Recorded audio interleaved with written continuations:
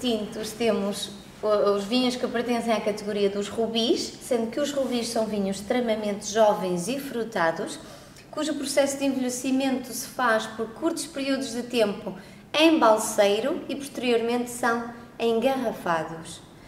Por outro lado, os tawnies são vinhos mais velhos e também mais amadeirados. O seu processo de envelhecimento tem sempre início no interior de um balseiro e depois são transferidos para os cascos. No interior dos cascos eles vão permanecer muito mais tempo e o contacto com a madeira vai dar aos vinhos aromas e cores diferentes. E depois passamos para a categoria de vinhos mais envelhecidos e aqui temos os tawnies com médias de idades de 10, de 20, de 30 e de 40. Este tipo de vinho é produzido daquilo que nós tecnicamente chamamos os lotes de vinhos, ou seja, cada um deles vai ser produzido de colheitas de anos diferentes. Por exemplo, para podermos produzir um 10 anos, o nosso enólogo vai escolher uma colheita que tenha, por exemplo, 12 anos, uma outra que tenha 11 e uma outra que tenha 8. Vai fazer um lote e obtém um vinho que tem características de 10 anos. Daí que os números que estão sempre indicados na garrafa significam sempre médias de idades e nunca a idade real do vinho. Por outro lado, temos aqui um outro tawny, um tawny muito específico que se chama colheita. Como o próprio nome indica, é um vinho que é produzido de uma colheita só, daqueles anos que são muito especiais em qualidade. Neste caso concreto foi o ano de 1994. Este tipo de vinho tem obrigatoriamente que envelhecer um período mínimo de 7 anos no interior de um casco, só depois é que pode começar a ser engarrafado. Quando o vinho é engarrafado, devemos guardar do outro lado da garrafa o ano do engarrafamento. Esta colheita foi engarrafada em 2009. E para sabermos o tempo que ele envelheceu, vamos fazer a diferença entre o ano do engarrafamento e o ano da colheita e temos a resposta.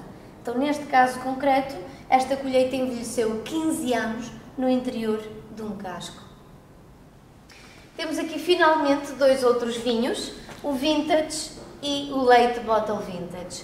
Ambos pertencem à categoria dos rubis, uma vez que são vinhos frutados. O Vintage é a qualidade superior para os vinhos do Porto, produzido de uma colheita excepcional. Este vinho envelhece apenas 2 anos num balseiro, enquanto aguarda pela declaração de ano Vintage pelo Instituto de Vinho do Douro e Porto. Uma vez declarado o ano Vintage, este vinho tem obrigatoriamente que ser engarrafado sem ser filtrado, o que significa que os sedimentos naturais do vinho acompanham o vinho para o interior da garrafa e são os sedimentos que permitem a sua maturação em garrafa. Deve ser guardado sempre na horizontal para que o vinho esteja em contacto com a rolha e não oxide. Devemos guardar por um período mínimo de 10 anos para que o possamos apreciar como um verdadeiro vintage e um dia que o queiramos abrir, devemos obedecer a um ritual. Colocar a garrafa na vertical para que os sedimentos repousem, em seguida decantamos o vinho, vamos transferi-lo para um decantador e depois temos que o consumir em 48 horas. O vintage, quando entra em contacto com o oxigênio, ele entra em processo de oxidação e começa a perder qualidade. Finalmente temos o Late Bottle Vintage, mais conhecido como LBV.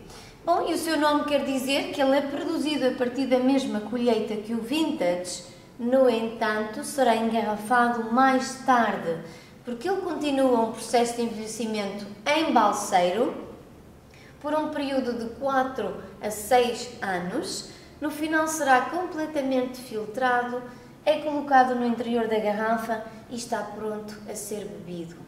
Uma vez aberta a garrafa, tem sempre um período de 4 a 6 meses para ser consumido.